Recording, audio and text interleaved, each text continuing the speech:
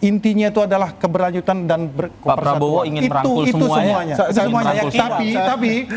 Tapi ya tidak menutup kemungkinan, ya kan, di suatu fase, di suatu titik bahwa akan ada terjadi reshuffle. Apakah itu?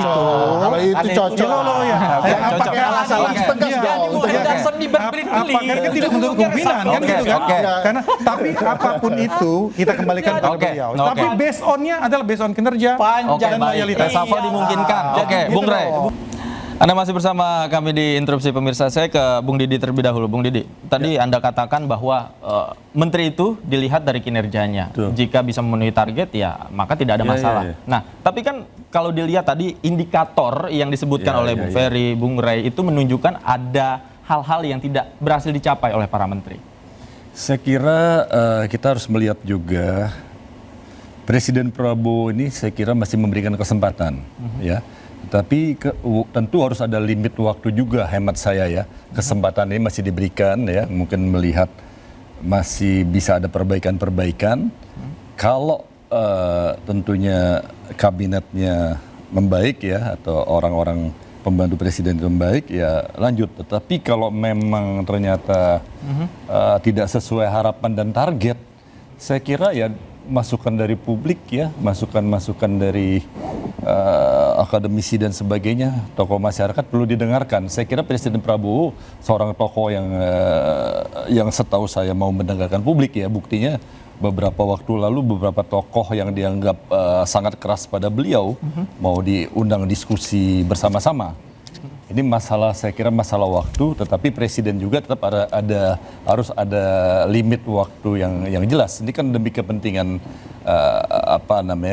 pemerintahan beliau sendiri kan, kepentingan masyarakat Indonesia. Saya kira demikian saya kira. Sampai kapan? Karena ini kan ya, pemerintahan sudah berjalan gitu. Tadi juga masuk 8 bulan ya, masuk 8 bulan. Apa harus nunggu setahun begitu? Belum terlalu lama. Pasti presiden punya penilaian-penilaian ya, punya parameter-parameter, punya ukuran-ukuran. Saya meyakini ada batasan waktu ya. Kalau ternyata enggak. Tapi tebakan Anda meyakini tahun ini akan ada reshuffle? Saya nggak berani nyebut kapan ininya, tergantung tentu perbaikan apa yang sudah dilakukan. Tapi kalau kinerjanya buruk, saya kira Pak Prabowo nggak berani juga gambling membiarkan. Menurut saya ya, saya meyakini demikian. Apalagi beliau kan mengundang belum lama tokoh-tokoh yang sangat keras. Nggak tahu apa udah terlaksana, saya nggak tahu ya, Bung. Tinggal Hendarsam Bang Rey sama Bang Ferry Amsari nih. Menurut Anda Bang Rey ini harus diundang ke istana? Ya kalau mau kita undang lah nanti. Nanti tinggal mau datang apa enggak aja dia. Kalau diundang datang nggak? Ini bukan sekedar soal diundang atau tidak ya. Tapi kalau presiden mendengarkan masukan publik dan mau mengeksekusi, kami yakin presiden sudah terbebas atau setidak-tidaknya sudah punya tujuan konstitusional yang baik. Saya mau kasih tahu ya. Misalnya kita bertanya-tanya kenapa di kelompok menteri ekonomi masih orangnya Presiden Jokowi. Di penegakan hukum masih orang-orangnya Presiden Jokowi.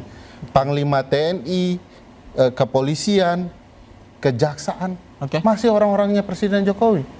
Kapan presiden kita merdeka menentukan kabinetnya sendiri? Ini yang kita tunggu nih. Barangkali kinerjanya bagus, berprestasi. Coba sebutkan satu dari 8 bulan ini. Target-target yang ditentukan presiden dalam visi misi, saya tidak melihat itu. Oke. Bang Hendarsam? Ya, jadi melihatnya gini. Saya melihat bahwa kita jangan melihat ngurus negara dan bangsa ini hitam dan putih.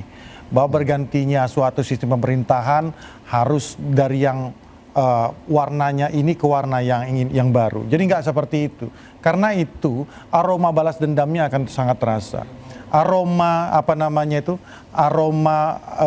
keberlanjutannya tidak ada. Aroma persatuannya tidak ada. Itu yang tidak diinginkan. Begitu. Jadi based on kinerja. Apabila memang kan konsepnya sudah jelas. Konsep dari Pak Prabowo ini keberlanjutan. Beliau masih membutuhkan, ya kan? Membutuhkan transformasi dari pemerintahan lama ke yang baru. Jangan sampai ada turbulensi. Tapi kalau tadi sosok-sosok yang disebutkan, ya itu kan personal sifatnya dan analisa dan perasaan dari teman-teman. Data juga ya kan? ada Data dan no, nggak seperti itu. Jadi kita harus lihatnya juga bahwa Jadi jangan seperti itu. Budaya-budaya seperti itu coba kita hilangkan.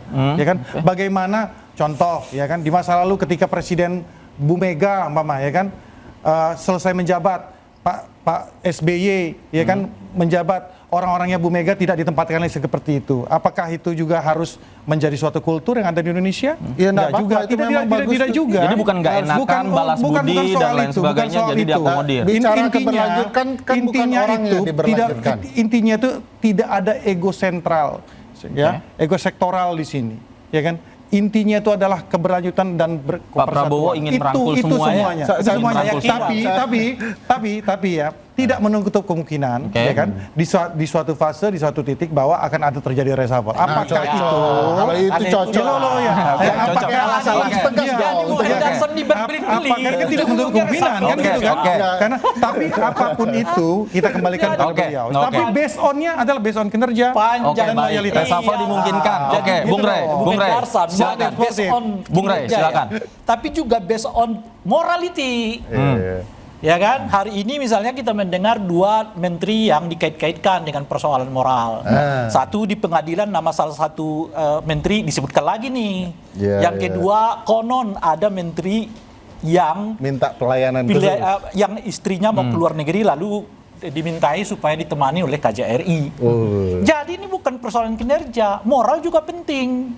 Sejauh apa gitu. Nah, kalau misalnya kinerja itu soal Menteri Dalam Negeri yang membuat keputusan 4 pulau itu ke Sumatera Utara, gimana ceritanya? Gitu loh kira-kira tuh. Jadi Bung Hendar Sam ini berbelit-belit. Oh enggak. Tapi sebetulnya pesannya sama. Ini kalau kinerjanya nggak bagus, moralnya nggak bagus, ya di reshuffle gitu loh kira-kira itu. Cuman masalah. Ini saya balik lagi ya. Pak Prabowo ini menurut saya masih singa podium. Gitu. Kalau di podiumnya itu tadi yang lambat saya tinggalkan, ya kan? Geraknya harus cepat. Setelah itu dia pergi ke luar negeri, lupa lagi. Jadi setidaknya kalau kita ikuti dari tadi ya tayangan awal itu, kita udah 3 kali mendengar Pak Prabowo berbicara soal nada yang sama. Betul. 3 kali. Apa eksekusinya? Nggak ada. Barangkali Pak Prabowo mungkin karena itu Rerengkuti tidak mendengar apa yang saya katakan. Kali dulu. Jadi kalau beliau sudah 6 kali ngomong, mungkin akan ada eksekusi gitu. Tahun ini 2 kali bahkan peringatan itu. Makanya apa problemnya Pak Prabowo belum juga mau mengambil reshuffle itu, padahal udah diomongkan 3 kali ya, nada yang sama. Masalahnya selain beliau itu karena beliau juga punya rasa takut ditinggalkan oleh partai-partai pendukungnya. Rasa takut atau tidak tega, nggak enakan, jadi mengakomodir. Saya tepat mengatakan rasa takut. Itu tergambarkan juga dari apa yang disebutkan tadi oleh Bung Hendar Sam. Kapan saya ngomong jadi itu? Beliau ini tidak seperti singa yang kita perasaan dia dimasukkan ini bahaya. Sebetulnya cepat tuh. Ya, PCO sudah menyatakan ke publik saya berhenti Pak Prabowo. Sudah mundur. Dan dikatakan oleh Pak Prabowo ada kesalahan ucap nih, ya kan, apa namanya, VCO-nya, balik lagi ke istana. Itu kan menandakan kepada kita, memang mindsetnya Pak Prabowo itu harus kita tahu, harus dikelola bersama-sama. Kan kira-kira gitu loh Pak. Jadi kata bersama-sama itu sekarang seperti mengunci sendiri Pak Prabowo. Jangan-jangan Pak Prabowo pelin-pelan gitu maksudnya. Memang mengurus bangsa ini ya kan tidak sesempit pikiran Rerengkuti itu masalahnya. Tidak masa ngurus bangsa ini kompleks gitu loh. Jadi kalau linier seperti kata oleh seorang Bang Rey ya memang seperti itu, bisa jadi hitam dan putih. Ini sikat aja nih. Ini tidak bisa seperti saya jelasin. Kan saya udah mengatakan tadi Bung Hendar Sam. Maksud Anda ada zona abu-abu gitu. Enggak gitu. Ya itu kan jangan di kabinet ini ada banyak orang yang sebetulnya visinya nggak sama dengan Pak Prabowo. Jangan-jangan kan. Gitu loh ya. Pak Prabowo itu kan kita perasaan Rerengkuti. Pertama asing, nggak terlalu suka beliau itu terhadap. Tapi jangan-jangan pembantunya justru pro asing semua. Oke, saya balik lagi ya. Saya balik lagi ya. Iya, asing semua. Saya balik yang koruptor asing, ada yang politisi asing. Saya balik lagi. Dan semua itu yang dianggap jadi beban pemerintahan Pak Prabowo. Itu, ada perlunya Pak Prabowo juga segera menyatukan anggota kabinetnya benar-benar sevisi dengan beliau. Yang pro asing ya, pro ini pro itu. Siapa yang pro asing? Tinggalkan di jalan. Ada penasihat asing itu. Loh, enggak gitu. Oke, baik. Ya itulah. Bapak ditahan. Siapa yang pro asing? Kita lanjutkan usai jeda. Pemirsa, kami segera kembali.